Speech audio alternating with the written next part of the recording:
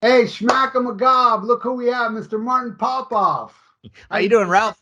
Ralph? Good, man. Yeah. And I brought you in today because I heard you praise the second Ram Jam album, Portrait of a Young Ram, which I've owned since the release, and I've owned the first one since its release with the strength of Black Betty. And they're very different albums. This album, I would say, is more of a boogie woogie kind of Foghat-ish type thing, where this is like, I wouldn't go as far to say new wave of British heavy metal, but it's much heavier than this one. Would you agree? Yeah, definitely. I've owned them since they came out as well, and yeah, we all know like there's a pretty complicated story of that Black Betty song, and how it was, it has a long history going back hundreds of years, kind of thing. And Black Betty means a whole bunch of different things. There's some neat videos on that, but essentially that became a song with this band Starstruck, and then a band was quickly put together to do a new version of it, and it became this massive hit. And of course, it's a really engaging song for a lot of reasons. It's got a lot of little novelty sort of things to it, and a heavy riff and some neat drums. But yeah, I agree with you. You said Foghat. One, I compare these guys a little bit to BTO sometimes, right? And Foghat. So it's a little bit of like a hard rocking bluesy album. And it was okay for its time. Like we were into it, but I wanted to show some quick paper goods here. So we've got an original Ram Jam bio Oh, wow. from the record company. We've got their recording contract signed by Mike Scavone, the lead singer of the band. We've got there's a printout of an article from Circus. So essentially this Kazanets and Cats, kind of put together bubblegum bands and had hits and stuff. So they were sort of behind, pushing this new, album and band based on, the breakout hit status of this single. So it's kind of an assembled band. There's a rare old promo photo of them. There's a printout of the Rolling Stone review of the debut. There's the CBS memorandum sent to the band, signed by Mike Scavone, and there's another promo photo. Are those But are those original, Martin? The sign and all that, the things that are signed, the contracts. the contracts are photocopies. Uh, The promo photos are the actual promo photos, and the bio is an original photo. But the oh, contract, Mike Scavone, when I wrote up the story of Portrait of the Artist as Ian Ram and stuck it in a book years ago that's now out of print. I did this Ye Old Metal series, so I wrote this long chapter on the crazy story. And by the way, I also did a complete podcast episode called "The Very Strange Story of Ram Jam." So you oh, could hear my really? whole podcast episode on this band. But yeah, he sent me a bunch of stuff, and we became buddies and talked a lot. And yeah, he has a very colorful history. But basically, what happened, and why this album is so different, is that Jimmy Santoro comes into the band. So he's not on the first one, I'm pretty sure. Yeah, he's not. So it's Bill Bartlett's band. He's kind of the leader of the whole band, but they get this new guitarist in, this Jimmy Santoro, and he's much more of a heavy metal guy, or he gets, put it this way, he gets sort of turned on to and turned into a heavy metal guy because um the label and this Kazanets Cats, I believe it was them kind of pushing this thing, but they thought, wow, this new hard rock thing is kind of doing well. Boy, Ted Nugent's blowing up, Aerosmith's blowing up. There's all these bands doing well, and they're on CBS, right? So they're on the same label they're on Epic. So you know how CBS at the time, our favorite bands would either be on Columbia or on Epic, right? So you Yeah. had Ted Nugent and Trick on Epic, and you had, Portrait was part of it as well. So you had Derringer in there, but you had Aerosmith on Columbia. So these guys are on Epic, and you know, the idea was, wow, this hard rock thing is kind of taken off. Like, why don't we do that? So at one point, as I had it explained to me, like I interviewed these guys, right? I interviewed Jimmy and Bill and Mike, and at one point, if I remember the story correctly, they were recording in the studio, and they were in two separate studios, and one configuration of the band with one or two different members, I think it was. Um, They're tasked with, why don't you make a record like the first one, and then over in this other room, why don't you make an absolutely balls out heavy metal album? And we're gonna listen to the results of the two, and we're gonna pick one, and that's gonna be your next album. It's kind of like that. So what happened is they went with the heavy metal one, and yeah, it doesn't look like a heavy metal album at all from the front. The name of the band is a little heavy, it's a little violent, but the name of the album isn't. It's like a dumb REO Speedwagon pun. You can tune a piano, but you can't tune a fish, kind of thing, right? Right. You look at the band on the back, and it looks like a slightly rougher version of the Doobie Brothers.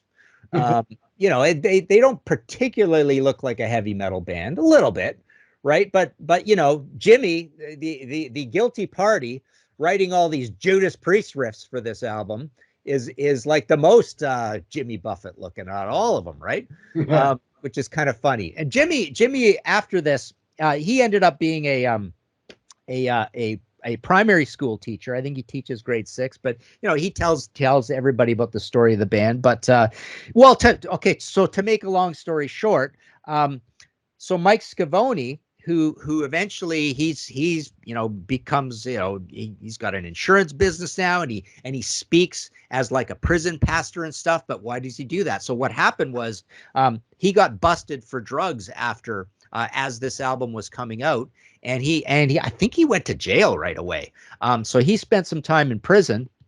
By the way, he's a real musicologist kind of guy. He loves the Yardbirds, and he had a band later that was like this cool retro sort of band. But anyways, so what happened is this album comes out, and the lead singer of the band ends up in jail. And this album doesn't get toured, and the whole thing gets dropped, and the label just washes their hands of it. And this just died a death. Only for us angry young metalheads who are looking for anything heavy, check it out, not expecting much. But this is a really heavy album. You take the likes of Just Like Me, Hurricane Ride, Runway Runaway, Pretty Poison, and to some extent Gone Wild.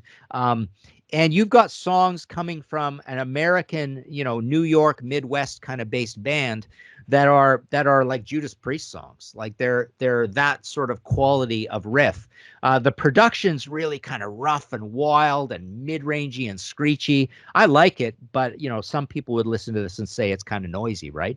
But and then the rest of the album, which would be, say, the likes of The Kid Next Door, Turnpike. Turnpike is kind of mellow, but it's got some really heavy parts in it.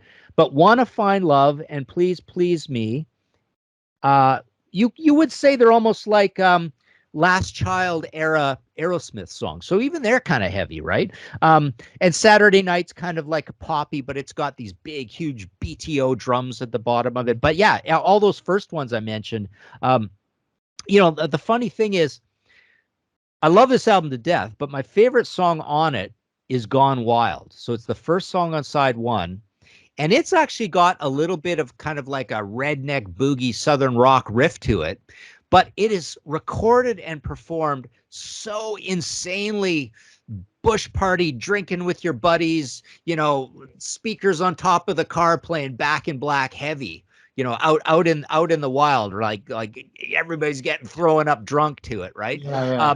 It's just such a hoodlum rockin' crazy performance on it, with these wild squealing guitar licks all throughout, and Mike Scavone's vocals are amazing. To me, even though that's slightly less modern sounding than the other super heavy songs on here, it's kind of the heaviest song on here, because I swear to God, I always bring this one up as a song that is the most outlaw sounding heavy metal song of all time. It is just so rambunctious and just drunken, right? It's just like a swinging pool cues in a bar fight song. Yeah, and Hurricane Ride reminds me a little of like a heavy Ted Nugent song from the 70s. It has that kind of vibe to it.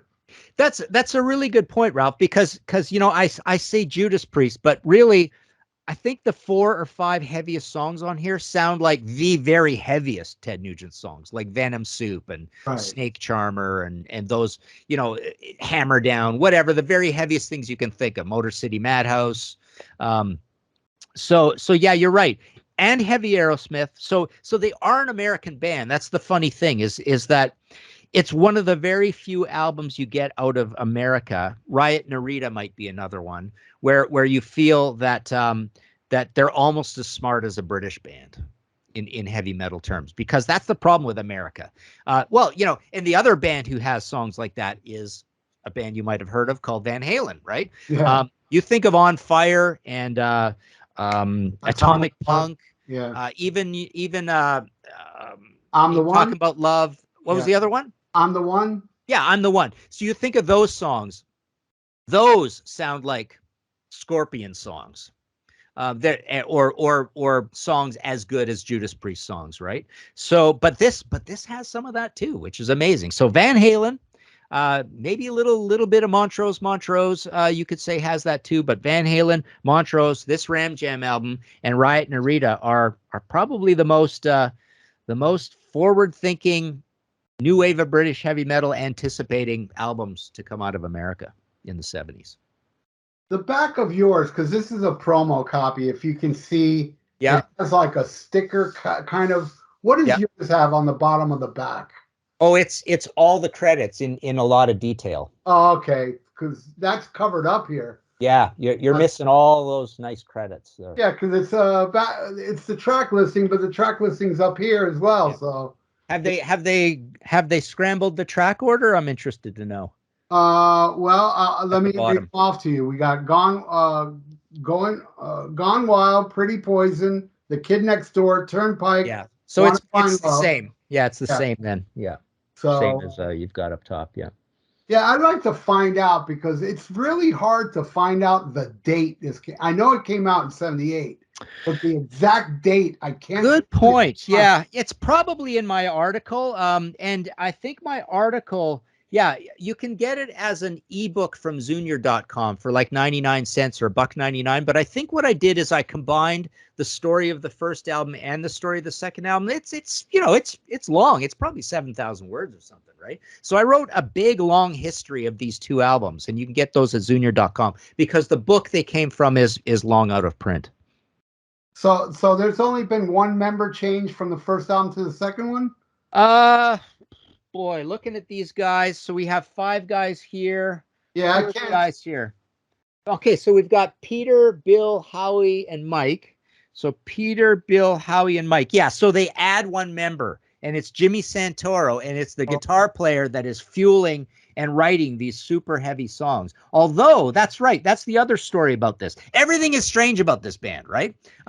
Mike going into jail and him becoming a prison warden who speaks and motivationally and starts a business, and no one from here ever makes any more records, I don't believe, of any sort. They all just basically scatter from the music business. You never hear from them again. And Black Betty goes on to be this legendary song. But what I was going to say is the other crazy thing about this album. I think I'm getting this right. So the first 3 songs are written by Jay Strange and T Love, all 3 of them. And I don't think any of those are any of the guys in the band. The next one is S. Goldman and Santoro. So that's Jimmy's getting in on the songwriting. Jimmy's getting in on the songwriting of the next one. Side 2. So Jim, yeah. So S. Goldman, I can't remember who S. Goldman is. Maybe that is somebody in the band, maybe not. But anyways, yeah, funny. So every song by Jimmy, maybe it's the lyricist if I remember correctly, but this S. Goldman person is on 1, 2, 3, 4, 5, 6, 7 of the 10 songs. But Jimmy so that's probably the lyricist. But Jimmy Santoro is on 1, 2, 3, 4, 5, 6. He's on 6 out of 10, and he's on basically every heavy rocker, except he's not on Pretty Poison. It's kind of interesting. That's got a real, KK Glenn Tipton kind of riff to it. But yeah, and then this Jay Strange and T Love comes up, and then Please Please Please Me, the last song in the album, is only by S. Goldman. Yeah. So let's see. Is that that's not the producer, is it? Who produced this album? Yeah. So that's the oh, there we go. Yeah, assistant engineer Steve Goldman. There you go. So Okay. the assistant engineer, it sounds like, wrote all the lyrics, I think. But again, I'm getting old. I don't remember these things, but I'm sure I asked the guys, and it's all in this long thing I wrote. It's probably it's probably the biggest article ever written on Ram Jam that you could get as an ebook. But yeah, so the assistant engineer is Steve Goldman. Recorded at K&K Studios, Great Neck, New York. Chief engineer Barry Magaliev. Let's see. Does it even say who the producer is? I don't know. It's probably produced by Kazinets and Katz. Yeah, Yeah, never interviewed those guys. Oh yeah, there we go. Producers at the very top, Kazinets, Katz. And so they're probably the guys credited with the first one too. But that's the other thing. So the production on these two albums, forget just the songs, the production sounds like a completely world of difference, right? This is like a really noisy, scrappy. It's a little bit Draw the Line. It's a little bit Ted Nugent albums. Ted Nugent albums are kind of clean, but this is really quite scrappy. Again, another band it reminds me of a little bit is Derringer Sweet Evil of this era, right? 77. But yeah, a really good. I rate it. I rate it in the top probably 6 or 7 heaviest albums to come out of America in all of the 1970s. wow. How did you hunt down these people? I mean, do you remember? I mean, it must have been difficult, no, to interview these guys? Yeah, it was a little bit of just looking people up on the internet and maybe trying to find their phone numbers. And this guy knows this guy. I can't remember how, but anyways, I definitely talked to at least 3 guys. So Jimmy, Mike, and Bill. And I think one of the guys is deceased, and I never talked to any of these K&K guys. It would be interesting. It'd actually be really interesting to interview Kazinets and Katz, and find out the more of the strange story of this band. But yeah, the entire story is really bizarre. But So, never toured. Basically, this album was never toured. do you know if they toured for this? I mean, I've never seen any heard live recordings or any. Yeah, I don't remember the story, but they definitely played some gigs for this. I'm pretty sure. But yeah, even this might have been limited touring. Yeah. And remember, the other interesting little trivia note about the first album is that All for the Love of Rock and Roll. Hang on. So yeah, on Epic, All for the Love of Rock and Roll. Yeah, so it was written by the Tough Darts. Remember the band, the Tough Darts? They were No. kind of like a new wavy band from New York. It looks like a kind of heavy punk album. I remember getting that as a kid, thinking it would be heavy, but kind of disappointed. So it was it's a cover of the Tough Darts, but that's right. I think that's what happened. So they even covered the song before the Tough Darts even put out that album. I think that Tough Dart album might be 78 and this album is 77. So Ram Jam did the Tough Darts song first, and then I think there's a Kiss song that lifts a lot of this song, and I can't remember the story exactly if it's even called this, but and I think Kiss had to credit the guys, or it's a partial redo or something. But anyways, there's a Kiss song very much that has some of the characteristics of this song. There was this the guy, I forgot his name, the guy that fronts Pentagram. Bobby Liebling, yeah. Yeah, he claims that Kiss wanted to buy some of his songs, and they get the credit and they just pay him off. And so maybe that's one of those deals that, because who knows, maybe there's a lot of Kiss songs from the 70s that they didn't write but they got the credit for because they paid the people off. Yeah, and if I remember correctly, this Kiss song that I'm thinking of is either on Sonic Boom or Monster, I think. I believe it's all the way up into the modern era. But you can hear it and go, if you compare the songs, you go, wow, that's kind of the same song. Right. Yeah.